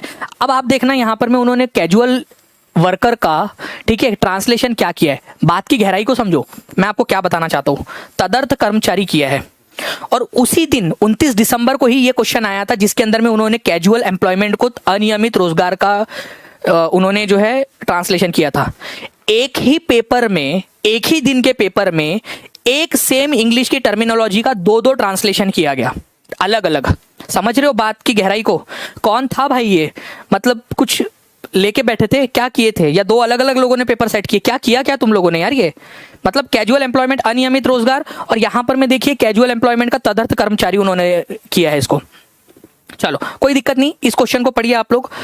शी गेट्स रेगुलर सैलरी, हर महीने उसको रेगुलर सैलरी मिलेंगी, नहीं। जो कैजुअल वर्कर होता है फ्रेंड्स उसको रेगुलर सैलरी नहीं मिलती है, तो ये तो आंसर नहीं हो सकता, ठीक है। She has a job security, उसमें जॉब सिक्योरिटी भी नहीं होती, जब तक काम है तब तक काम है, otherwise tata bye bye see you वाला काम रहता है आपका। तो जॉब सिक्योरिटी भी नहीं होती है, ये भी याद रखना कैजुअल वर्कर के अंदर में।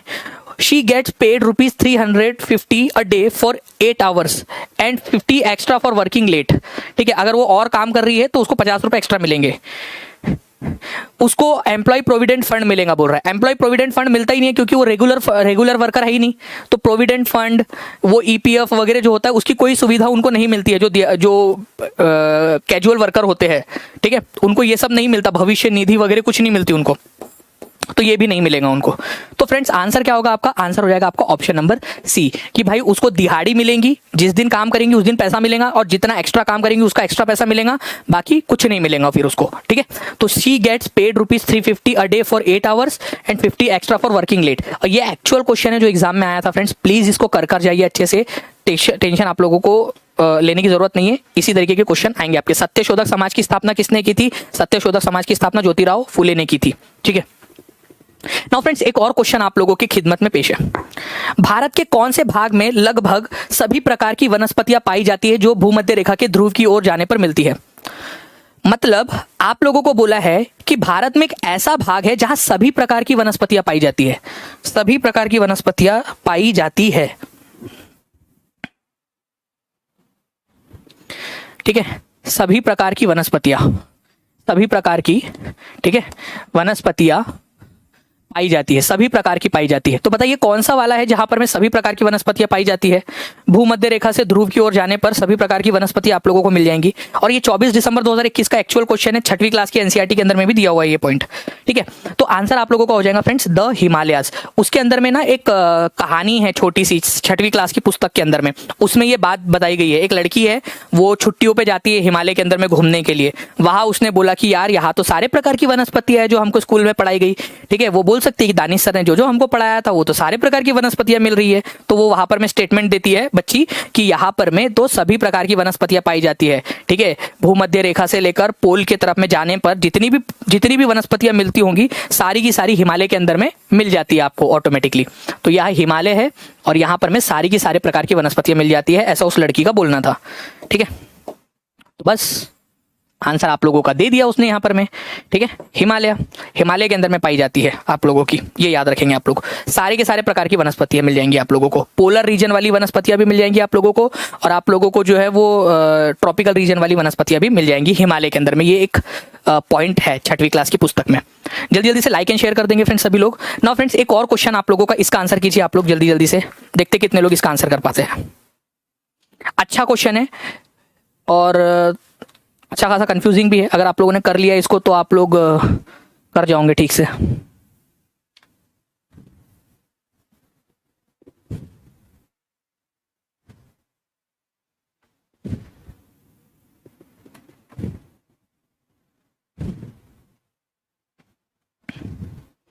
आप लोगों को जो प्रोवाइड किया है फ्रेंड्स 380 क्वेश्चन पूरे के पूरे, उसके अंदर में भी ये सारा का सारा है, जो भी ये है ना सारा का सारा पूरा। ठीक है, उसके अंदर में आप लोगों को पूरा मिल जाएगा। तो आप लोगों में से जो भी लोग कर रहे हैं उसमें से वो करते रहिए, अच्छे से पूरी प्रैक्टिस कर लो। आपको सारा का सारा दे दिया है उसके अंदर में।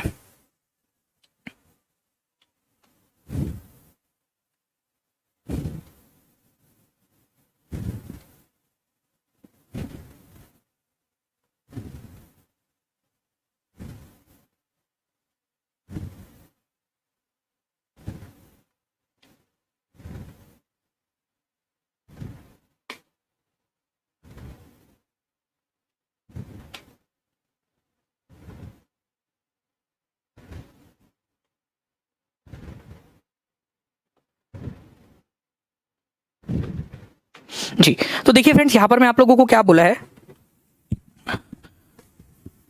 कि poles are covered with snow because insolation increases from equator to poles. अब ये इंसोलेशन क्या बला है ये समझो आप लोग पहले। तो इंसोलेशन क्या बला है?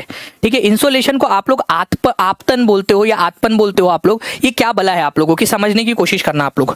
ठीक है, एक्चुअल में ये आतपन आप लोगों का होना चाहिए था और यहाँ पर में इन लोगों ने जो है वो आपतन किया है। तो इसका ये सही आपका इसका जो है मतलब होता है वो आतपन होता है। ये थोड़ा सा आप लोग समझ लेना। ठीक है, हो जाती है गलती, इंसानों ने ही पेपर सेट किया है। मतलब insolation is the incoming solar energy interpreted by the earth. जो ये हमारा सूरज है और यह है हमारी पृथ्वी। तो हमारी पृथ्वी पे जो सोलर एनर्जी आ रही है, सूर्य की किरणें आ रही है या गर्मी आ रही है, और जो पृथ्वी रोक कर रख पा रही है, भेज नहीं दे रही वापस, क्योंकि पृथ्वी क्या करती है कई सारी एनर्जी को ऐसा टकरा के वापस भी भेज देती है, वो वाली को नहीं गिनेंगे हम। जो पृथ्वी अपने पास में रख ले रही है, तो सूरज की एनर्जी जो पृथ्वी अपने पास रख लेती है उसको इंसोलेशन या फिर आतपन कहा जाता है। क्या कहा जाता है? आतपन कहा जाता है। ये आतपन या इंसोलेशन, सोलर इंसोलेशन सौर ऊर्जा से रिलेटेड है। ये आप लोगों का 2021 वाली एग्जाम थी ना आपकी 31 दिसंबर 2021 में जो हुई थी, उसमें भी ये क्वेश्चन आया था कि इंसोलेशन किससे रिलेटेड है? सोलर एनर्जी से रिलेटेड है। तो इंसोलेशन जो है आपका सबसे ज्यादा इक्वेटर पर पड़ता है। जो बच्चे पुराने हैं उन लोगों को याद होगा, मैंने आप लोगों को काफी अच्छे से इसको समझाया भी था इससे पहले भी, और उसी पर बेस देख रहे हो आप लोग, क्वेश्चन आ भी रहे एग्जाम में। तो इंसोलेशन सबसे ज्यादा इक्वेटर पर पड़ता है, आपका भूमध्य रेखा के ऊपर में, लोअर लैटिट्यूड के ऊपर में सबसे ज्यादा पड़ता है। जैसे जैसे आप पोल के तरफ में जाते हो, आप देख रहे हो सूरज की किरणें टेढ़ी टेढ़ी होती जा रही है। ठीक है, तेरी झलक अशरफी, क्या था वो आगे में पता नहीं, कुछ तो भी ऐसा था, टेढ़ी टेढ़ी होते जा रही है, मतलब वो पुष्पाराज बनते जा रही है, ये टेढ़ी होती जा रही है। तो जैसे जैसे आप पोल की तरफ में जा रहे हो, आप देख रहे हो कि सूरज की किरणें टेढ़ी हो रही है, और जितना ज्यादा टेढ़ापन आता है ना, जितना ज्यादा टेढ़ापन आता है उतनी उसकी तीक्ष्णता, इंटेंसिटी कम हो जाती है। तो सबसे ज्यादा इंसोलेशन वहां पड़ेगा जहां सीधी पड़ती है, ये इक्वेटर के पास में। और जैसे जैसे आप पोल की तरफ में जाते हो, सूरज की किरणें टेढ़ी टेढ़ी होती जाती है, और इसी कारण पोल पर इंसोलेशन कम पड़ता है as compare to equator. Simple सी बात है, आपका इक्वेटर के ऊपर में सबसे ज्यादा इंसोलेशन पड़ेगा, और आप लोग जैसे जैसे इधर में जाओगे ऊपर की तरफ में, पोल्स की तरफ में मतलब हायर लैटिट्यूड की तरफ में जाओगे, तिरछी हो जाती है और उसकी तीक्ष्णता कम हो जाती है, उसकी इंटेंसिटी कम हो जाती है। तो poles are covered with snow because insolation increases from equator to poles. बताओ, आप लोग बताओ कि सही है या गलत है? श्रीवल्ली, हाँ श्रीवल्ली, सॉरी मैं भूल गया था, श्रीवल्ली।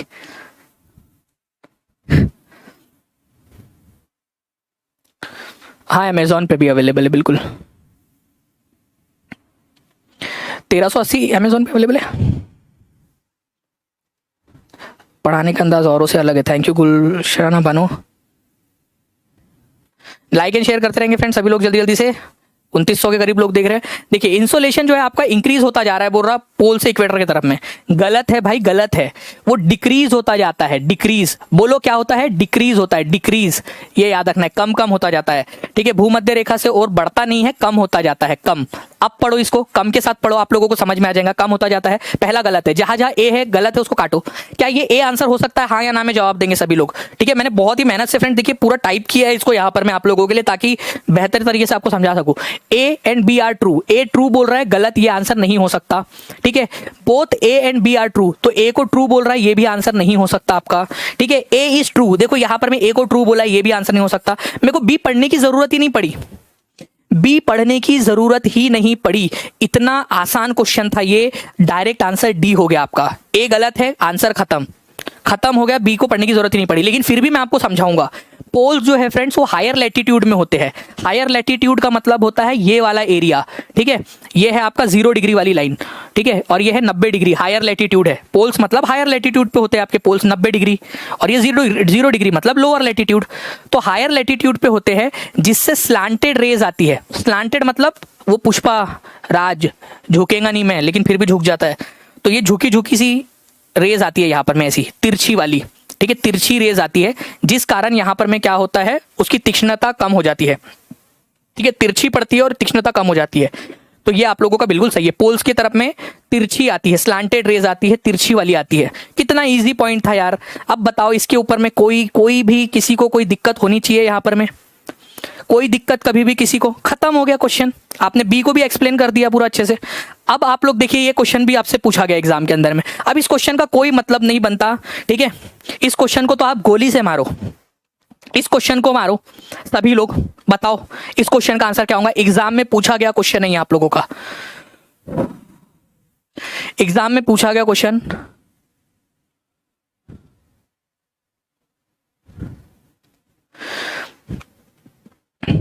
कहा है वो बता दो यार, कहा है तो 1380 क्वेश्चन।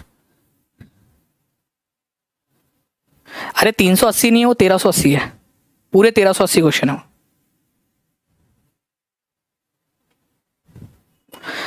SST अब मुश्किल नहीं लगता। Thank you sir, thank you Suman Devi ji, माशाल्लाह सर बहुत अच्छे से हो गया। चलो बहुत अच्छी बात है, थैंक यू मुशरत। देखिए यहाँ पर मैं आप लोगों का बोला गया है statement number A, insolation. Insolation को हिंदी में बोलते हैं आतपन। ठीक है, आतपन, आतपन आप लोगों का। ठीक है, सूर्य से आने वाली वह ऊर्जा जिसे पृथ्वी रोक लेती है, रोक लेती है, उसको आतपन कहा जाता है। अरे ये तो बहुत ही सिंपल सा क्वेश्चन है आप लोगों का। ठीक है, ये सही है आपका। आतपन की मात्रा भूमध्य रेखा से ध्रुवों की ओर घटती जाती है। सबसे ज्यादा भूमध्य रेखा की ओर होती है और ध्रुवों की ओर जाते हुए घटती जाती है, कम होती जाती है। बिल्कुल सही बात है, सही बात है, सही बात है, सही बात। तो दोनों के दोनों सही है। आंसर आप लोगों का हो जाएगा फ्रेंड्स ऑप्शन नंबर सी। कितने लोगों ने सही लगाया था? अब समझ में आ गया है, अब कोई दिक्कत नहीं आएगी। ठीक है, चलो 2400 से ज्यादा लाइक हो गए हैं फ्रेंड्स। जल्दी से आप सभी लोग इसका नंबर भी पहुंचा देंगे, 2900 तक लाइक्स का नंबर भी।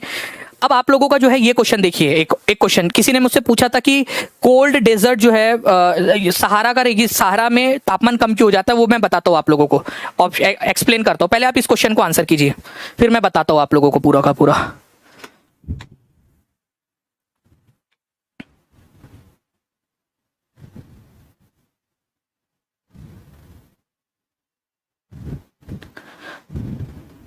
वंदना मिश्रा बोल रही कि सन अर्थ से बड़ा है तो फिर सूरज की किरणें टेढ़ी क्यों होती है? अर्थ छोटी है तो सब जगह इक्वल रेस क्यों नहीं जाती? आपको क्या लगता है वंदना कि ये हमारी अर्थ है और यहाँ पर में है कि सूरज हमारा, कि बहुत दूर है? इतना दूर है, इतना दूर है सूरज, इतना दूर है कि यहाँ तक उसको पहुंचने में 8 मिनट लग जा रहे हैं। सूरज की गर्मी को 8 मिनट 30 सेकंड के बराबर की जो है लगभग उसको समय लग जा रहा है आपका। ठीक है, तो आप बताइए कि इतना दूर है वो कि मतलब जो सूरज की किरणें हैं जो कि 3 लाख किलोमीटर पर सेकंड की स्पीड से चलती है, उसको भी 8 मिनट से ज्यादा का समय लग जा रहा है, तो वो कितना दूर होगा? तो इतना दूर है कि वो हमको स्लांट होती हुई प्रतीत होती है। इसी वजह से ऐसा है कारण उसका, दूरी के कारण उसके। अब देखिए यहां पर मैं इस क्वेश्चन को, यहां पर मैं बोला है the cold desert Ladakh experience freezing winds and burning hot sunlight. तो लद्दाख जो है फ्रेंड्स वो कोल्ड डेजर्ट है आप लोगों का, ये बात एकदम सही है कि लद्दाख जो है कोल्ड डेजर्ट है। वहां पर में जमा देने वाली ठंड होती है आप लोगों की, और बर्निंग हॉट सनलाइट मतलब गर्मी भी पड़ती है वहां पर में। बिल्कुल सही बात है। आप लोगों को जो है रेगिस्तानी इलाके जो होते हैं ना वो एक्सट्रीम क्लाइमेट को रेफर मतलब होते हैं, वहां पर में गर्मी होंगी तो गर्मी भी होती है और ठंड लगती है तो ठंड भी बहुत ज़्यादा लगती है। अब देखो दूसरा वाला सहारा डेजर्ट जो है वो हॉट डेजर्ट है आप लोगों का, ठीक है। इसके अंदर में जो है फ्रीजिंग कोल्ड नाइट होती है। मतलब क्या होता है, देखो मान लो ये सहारा डेजर्ट है आप लोगों का, दिन के समय में, डे के समय में क्या होता है, तापमान जो है वो 50 डिग्री को भी क्रॉस कर जाता है, 50 डिग्री 50 डिग्री सेल्सियस से भी प्लस में चला जाता है। बट नाइट में ये जो टेम्परेचर है आप लोगों का ये 0 डिग्री सेल्सियस से भी नीचे चला जाता है, ठीक है। 0 डिग्री सेल्सियस से भी नीचे चला जाता है, क्योंकि यहां पर में दिन में क्या होता है, सूरज की रोशनी गिर रही होती है, सूरज की रोशनी गिरती है, यहां पर में जो चट्टाने हैं या रेत है वो क्या करती है, सूरज की गर्मी को रेडिएट करती जाती है, फेंकती जाती है, लेती जाती है, फेंकती जाती है, लेती जाती है, फेंकती जाती है, तो पूरा गर्म गर्म हो जाता है माहौल यहाँ का। लेकिन रात के समय में क्या होता है, अब इनके पास में फेंकने के लिए कुछ बचा ही नहीं है, क्योंकि सारी की सारी गर्मी उन्होंने दिन में ही फेंक दी। तो रात में क्या होता है, ये चट्टाने और ये जो रेत होती है ये ठंडी हो जाती है। यही चीज राजस्थान में भी देखने के लिए मिलती है आपको। दिन में तापमान बहुत ज्यादा होता है और रात में बहुत ज्यादा ठंड पड़ती है राजस्थान के अंदर में भी। वही चीज रहेगी सहारा में भी होती है आपकी, कि दिन के समय में तापमान बहुत ज्यादा होता है और रात के समय में ठंडी बहुत ज्यादा लगती है, क्योंकि रेडिएट करने के लिए अब ऊष्मा बची ही नहीं, सूरज की गर्मी आई नहीं रही रात में। दिन में यहाँ की जो रेत होती है, यहाँ की जो चट्टाने होती है वो रेडिएट करती रहती है, उत्सर्जित करती रहती है, फेंकती रहती है, हीट को लेती है सूरज से और फेंक देती है, लेती है फेंक देती है। अब उनको आदत इतनी हो गई लेने फेंकने की कि रात में जब गर्मी आई नहीं रही है तो सब ठंडी हो चुकी होती है सारी की सारी, तो तापमान 0 से भी नीचे चला जाता है आप लोगों का। तो आपको याद रखना है कि गर्म मरुस्थल सहारा में रात में अत्यंत ठंडी होती है और तापमान गिरकर लगभग 0 डिग्री तक पहुंच जाता है। बिल्कुल सही बात है, ये याद रखना है आप लोगों ने, इंपॉर्टेंट है आप लोगों का, ठीक है। 1380 वाले का पीडीएफ का, मैंने पीडीएफ नहीं है एक्चुअली, वो नूतन रानी उसकी बता दो यार कोई उनको। तो आंसर जो है फ्रेंड्स आप लोगों का हो जाएगा यहाँ पर में ऑप्शन नंबर बी। ये भी बिल्कुल सही है, ये भी बिल्कुल सही है। तो आंसर आप लोगों का क्या होगा, both A and B are true. तो answer is option number C. कितने लोगों का सही हुआ, ये समझ में आ गया आप लोगों को ये चीज? किसी को कोई डाउट, कोई शक, कोई शुबा इसके अंदर में नहीं है ना फ्रेंड्स। इस क्वेश्चन का आंसर कीजिए, मगध के यातायात, जल वितरण और जमीन को उपजाऊ बनाने में कौन से 2 नदियों का महत्वपूर्ण योगदान है मगध से रिलेटेड?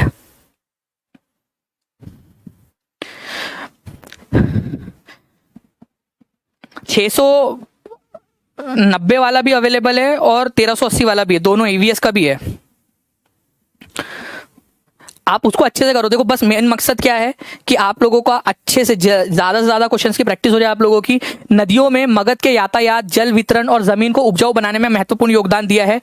तो देखो मैं आप लोगों को पूरा का पूरा मैप ही बना के बता देता हूँ। यहाँ पर में भारत का मैप है, मान लीजिए मगध यहाँ पर में है आपका, बिहार और उड़ीसा के इलाके में यहाँ पर में है मगध, ठीक है। ये है मगध का इलाका आप लोगों का, मगध, ठीक है। अब आप लोग देखेंगे गोदावरी और तुंगभद्रा। गोदावरी नदी जो है फ्रेंड्स ये यहाँ से जाती है बंगाल की खाड़ी के अंदर में, ठीक है। तुंगभद्रा कृष्णा नदी की सहायक नदी है, वो इधर में है, तो इसका कोई लेना देना ही नहीं है मगध के साथ में, तो ये वाला आंसर नहीं हो सकता आपका। गोदावरी और तुंगभद्रा दोनों के दोनों दक्षिण भारत की नदियां हैं। उसके बाद में अगर मैं बात करूं फ्रेंड्स कृष्णा और कावेरी की, तो कृष्णा नदी जो है वो यहाँ से जाती है, कृष्णा नदी, और कावेरी नदी भी दक्षिण भारत की नदी है, कृष्णा, कावेरी और ये गोदावरी है, ठीक है। तो ये तीनों के तीनों नदियां दक्षिण भारत की है, तो ये भी आंसर नहीं हो सकता आप लोगों का। ओके, चंबल और माही, ठीक है, चंबल नदी और माही नदी। माही नदी तो चलो ये ऐसी इधर में जाती है, चंबल और माही का भी कोई लेना देना नहीं है। माही नदी जो है वो ये एकमात्र नदी है फ्रेंड जो कर्क रेखा को 2 बार काटती है, कर्क रेखा को 2 बार काटती है, कर्क रेखा को 2 बार काटती है, एकमात्र नदी है जो कर्क रेखा को 2 बार काटती है, माही नदी। तो आंसर आप लोगों का हो जाएगा गोदावरी और सोन नदी, गंगा और सोन नदी। गंगा नदी जो है फ्रेंड्स यहाँ से आप लोगों की इस प्रकार से आ रही है गंगा नदी, ठीक है, और यहाँ से है सोन नदी। तो गंगा और सोन ये 2 नदियां हैं जिसके कारण मगध जो है वो उपजाऊ हो गया है। चलो मेरे को बताओ मगध की 2 राजधानियां के नाम बताओ। मगध के 2 राजधानियां थी, कैपिटल्स आप लोगों के आंसर आ जाने चाहिए, पहली और दूसरी। आंसर करके बताएंगे आप लोग। इस क्वेश्चन का आंसर बताओ, और ये भी फ्रेंड्स आप लोगों को दिया गया है, ठीक है। मैंने बकायदा आप लोगों के लिए डाला हुआ है इसको। Andes, Tibet, Indian desert, Indian hills, ये कौन से जानवर मिलते हैं? जिसने इस क्वेश्चन का आंसर कर डाला मतलब उसका भाई बहुत अच्छे से है।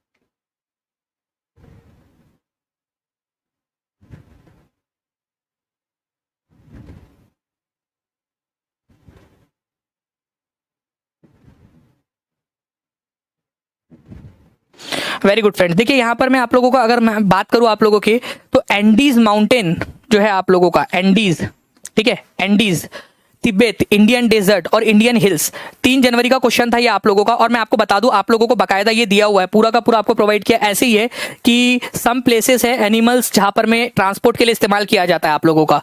हमारे भारत के अंदर में, इंडिया में डोंकी का इस्तेमाल किया जाता है, म्यूल्स का इस्तेमाल किया जाता है आप लोगों का, जिसको आप लोग खच्चर बोलते हो। क्या बोलते हो? खच्चर। म्यूल्स मतलब खच्चर। हिंदी में आप देख सकते हो यहाँ पर में बुलक का इस्तेमाल किया जाता है फ्रेंड्स, बैल का इस्तेमाल किया जाता है, ऊंट का उपयोग किया जाता है भारत के अंदर में, ठीक है। भारत के हिल इलाकों के अंदर में, कौन से इलाके के अंदर में बोलो, जल्दी से बोलो, कौन से वाले इलाके के अंदर में? हिल्स वाले इलाके के अंदर में डोंकी का इस्तेमाल होता है और म्यूल्स का इस्तेमाल होता है, खच्चर का इस्तेमाल होता है। भारत के रेगिस्तानी इलाकों के अंदर में किसका इस्तेमाल होता है? बुलक्स का इस्तेमाल होता है, बैलगाड़ियों का इस्तेमाल रेगिस्तानी इलाके में, और कैमल्स का इस्तेमाल होता है। ये याद रखेंगे आप लोग, कैमल्स का, ठीक है। एंडीज जो माउंटेन है आप लोगों के, एंडीज, एंडीज पर्वत श्रृंखला कौन से महाद्वीप में पड़ती है आप लोग बताएंगे? साउथ अमेरिका के अंदर में पड़ती है ये, और ये दुनिया की सबसे लंबी है, लॉन्गेस्ट माउंटेन रेंज है ये, लॉन्गेस्ट माउंटेन रेंज है ये, लॉन्गेस्ट माउंटेन रेंज है पूरे दुनिया की, एंडीज पर्वत श्रृंखला साउथ अमेरिका में, ठीक है। लामाज वहां पर में जो है फ्रेंड्स आपके यूज किए जाते हैं, लामाज। और तिब्बत के अंदर में याक का इस्तेमाल किया जाता है ट्रांसपोर्ट के लिए, लामाज और याक, ठीक है। ये 2 जानवर है, जानवरों के नाम है बेसिकली ये। तो दक्षिण अफ्रीका के एंडीज पर्वत के अंदर में लामा का इस्तेमाल किया जाता है और तिब्बत में याक का इस्तेमाल किया जाता है। हम लोग बचपन में वाई फॉर याक ही पढ़ते थे, याद आ रहा है ना आप लोगों को? अपन लोग वाई फॉर याक ही पढ़ते थे, Y for yak, Z for क्या पढ़ते थे? ज़ेब्रा, ठीक है। चलिए, तो ये याद रखना है आप लोगों ने फ्रेंड्स। तो देखिए यहाँ पर मैं आप लोगों को जो बोला है, ध्यान से सुनना, डोंकी और म्यूल्स का इस्तेमाल कहाँ किया जाता है आपका? इंडियन हिल्स के अंदर में। हिल्स लिखो, मुझे नहीं पता, मेरे को आप लोगों से सभी से लिख के चाहिए, अभी के अभी चाहिए लिख के सभी लोगों से। बुलक का और कैमल का इस्तेमाल कहां पर में किया जाता है? इंडियन डेजर्ट के अंदर में किया जाता है, अभी के अभी लिखो। भारतीय मरुस्थल में बैलों और ऊंटों का इस्तेमाल किया जाता है और गधे और खच्चर का इस्तेमाल किया जाता है पहाड़ी इलाकों में। पहाड़ी इलाकों में गधे और खच्चर, इमेजिन करो गधे और खच्चर जा रहे हैं पहाड़ी इलाकों के अंदर में। और दूसरा आप लोग यहाँ पर मैं यही लिखोगे फ्रेंड्स कि मरुस्थल में बैलों और ऊंटों का इस्तेमाल किया जाता है। ऑप्शन एलिमिनेट करने के काम आएगा भाई लोग, बता रहा हूं आप लोगों को, याद कर लो अच्छे से, ठीक है। ऑप्शन एलिमिनेट करने के काम आप लोगों को आएगी ये सारी की सारी चीजें, ठीक है। नेक्स्ट, अफ्रीका के अंदर में दक्षिणी अफ्रीका क्या नहीं है, अमेरिका है यहाँ पर में, ये याद रखना है आप लोगों ने, अमेरिका है। तो दक्षिणी अमेरिका जो है आप लोगों का, दक्षिणी अमेरिका के एंडीज पर्वत क्षेत्र में लामा का उपयोग किया जाता है और तिब्बत में याक का उपयोग किया जाता है आप लोगों का, ठीक है। इंपॉर्टेंट है, इसी वजह से आप लोगों से बोल रहा हूँ कि इसको कर लो आप लोग। 2900 से ज्यादा लोग देख रहे हैं, 2600 से ज्यादा लाइक हो गया, थैंक यू वेरी मच। अब देखो, इंडियन डेजर्ट नहीं, मेरे को हिल्स ज्यादा पसंद आ रहा है, ठीक है, मेरे को हिल्स ज्यादा पसंद है, मैं पहले हिल्स लगाऊंगा। गधे और खच्चर, वाह, गधे और खच्चर की बात ही कुछ और है, ठीक है। गधे और खच्चर कहा है भाई? खच्चर और गधे हिल्स के अंदर में, पहाड़ी इलाकों के अंदर में म्यूल्स और डोंकी। क्यों डोंकीज? लोग, आप लोग मतलब हिल्स के अंदर में रहते हो ना, ठीक है। म्यूल्स और डोंकी खच्चर में। मजा आ गई यार, ये क्वेश्चन में मजा आ गई, पढ़ाने में भी और पढ़ने में भी। तो डी की जोड़ी 2 के साथ लगनी चाहिए सर, और डी की जोड़ी 2 के साथ एक ही जगह पे लगी है सर, क्या बात है। ये तो डोंकी भी कर लेगा यार, ठीक है, मतलब म्यूल्स और डोंकी दोनों कर लेंगे इस क्वेश्चन को आराम से, ठीक है। आप लोगों की बात नहीं कर रहा हूं मैं, ठीक है, अपने ऊपर मत ले लेना, नहीं तो पता चले कि सारी तारीफ आप ही ले लो कि सर हम लोग भी तो कर रहे हैं करके, ठीक है। इंडियन डेजर्ट की मरुस्थल की बात करूं फ्रेंड्स, तो मरुस्थल के अंदर में ये भी मजेदार क्वेश्चन है, कैमल्स और बुलक का, ऊंट और बैल का इस्तेमाल किया जाता है, बैल, ठीक है, ऊंट और बैल का।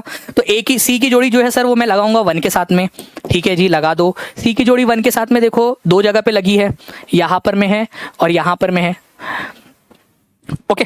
उसके बाद में तिब्बत में याक है, वाई फॉर याक, ठीक है, तिब्बत में याक है, तिब्बत में याक, तिब्बत पास में ही हमारे वाई फॉर याक। बी की जोड़ी 4 के साथ में लगनी चाहिए थी सर, बी की जोड़ी 4 के साथ में लगा दो सर जी, ठीक है। बी की जोड़ी 4 के साथ में दोनों जगह पे लगी है, देखो यहाँ भी लगी है, यहाँ भी लगी हुई है, ठीक है। और बच गया आप लोगों का एंडीज। एंडीज कहाँ पर में आप लोगों का, कौन से महाद्वीप में एंडीज? एंडीज आप लोगों को मिलेगा प्यारे प्यारे बच्चों, एंडीज आप लोगों को मिलेगा साउथ अमेरिका में, वहां पर में लामास का इस्तेमाल किया जाता है। लामा एक प्राणी है, लामा, उसका इस्तेमाल किया जाता है। मजा आ रही है पढ़ने में? कमेंट में लिख दो अगर मजा आ रही है, तो सभी लोग लिख देंगे कि जी हाँ सर मजा आ रही है। लेक्चर कैसा लगा ये लिख देंगे यहाँ पर में, और एक दूसरे के कमेंट्स को भी लाइक कर दिया करो यार, वो लोग भी मोटिवेट होते हैं फिर, ठीक है। और कमेंट में सभी को लिखना है, सभी को लिखना है लेक्चर कैसा लगा आप लोगों को, और आंसर्स कमेंट में लिखते जाएंगे सभी लोग, ठीक है। चलिए, तो आप लोगों की एंडीज वाली आप लोगों की लग जाएंगी 3 के साथ में, एक ही जोड़ी लगेंगी 3 के साथ में, एक ही जोड़ी 3 के साथ में, एक ही जगह पे लगी थी, खत्म हो गया आप लोगों का। आप लोगों को लग रहा था आप इतना प्यार से सीख जाओगे सारा का सारा, मजा आ गई ना, ठीक है। ऐसे ही करने में अब सारे के सारे क्वेश्चंस मैं आप लोगों को ऐसे ही करा दूंगा आगे में भी, आप लोग कभी नहीं भूलोगे जिंदगी के अंदर में, ठीक है। लाइक एंड शेयर कर देंगे सेशन को जल्दी से, और कल 5 बजे डॉट आप लोगों को जुड़ जाना है फ्रेंड्स। कल 5 बजे डॉट आप लोगों की क्लास होंगी, उसमें भी मैं आपको बहुत सारे ऐसे ही क्वेश्चंस करवाने वाला हूँ, ठीक है। चलो, नहीं दानिश सर की अकेले की जय नहीं, पूरे सब लोगों की, सारे स्टूडेंट्स की जय। दानिश सर तो एक निमित्त मात्र है आप लोगों के, ठीक है, जिसके अंदर में जस्ट मैं आप लोगों का एक कॉन्फिडेंस जगा रहा हूँ। मेरे बच्चे इंटेलिजेंट है, मेरे बच्चों के अंदर में वो टैलेंट है, वो खुद कर रहे हैं, मैं केवल एक फैसिलिटेटर हूँ जो आप लोगों की मदद कर रहा हूँ बस। आप खुद से इंटेलिजेंट हो, आपके दिमाग में वो इंटेलिजेंस है कि आप लोग समझ पा रहे हो, बस मैं उसको आसान करके आपको दे रहा हूँ बस, और कुछ भी बात नहीं है यहाँ पर में, ओके। तो अगर जय है तो फिर मेरे पूरे बच्चों की जय है, सारे बच्चों की। चलो, लाइक एंड शेयर जरूर कर देंगे फ्रेंड्स। लेक्चर कैसा लगा वो आप लोग मेरे को कमेंट करके जरूर बताएंगे, सभी के सभी लोग। और आप लोग जो है मुझे ये बताओगे कि इंडियन हिल्स के अंदर में क्या मिलता है आप लोगों को, इंडियन हिल्स के अंदर में क्या क्या मिलता है आप लोगों को, ये बता दोगे आप लोग। इंडियन डेजर्ट्स के अंदर में, डेजर्ट्स में क्या मिलता है, रेगिस्तानी इलाकों के अंदर में। एंडीज के अंदर में आप लोगों को क्या मिलेगा, एंडीज में, ठीक है। और तिब्बत के अंदर में क्या मिलेगा आप लोगों को, मतलब एनिमल फॉर ट्रांसपोर्टेशन, एनिमल इसकी बात हो रही है, एनिमल्स फॉर ट्रांसपोर्टेशन, ट्रांसपोर्टेशन के लिए, एनिमल्स फॉर ट्रांसपोर्टेशन कहाँ पर में क्या क्या होता है ये आप लोग मेरे को बता देंगे कमेंट करके, ताकि आप लोगों की एक बार रिवीजन भी हो जाए सारे लोगों की, ओके। तो बाकी तो मेरे को नहीं लगता कि और कोई दिक्कत वाली बात है आप लोगों को, सारे लोग यहाँ पर मैं आराम से कर ले रहे हैं, कोई दिक्कत नहीं है ना। चलिए, तो मिलते हैं फ्रेंड्स हम लोग हमारे नेक्स्ट लेक्चर के अंदर में, तब तक के लिए थैंक यू वेरी मच आप सभी लोगों का, आप लोगों के लाइक्स और शेयर के लिए भी बहुत बहुत शुक्रिया, आप लोगों के इतने ज्यादा प्यार के लिए भी बहुत बहुत शुक्रिया। मिलते हैं कल, तब तक के लिए thank you very much friends, take care and bye, God bless you all, thank you very much, bye, thank you.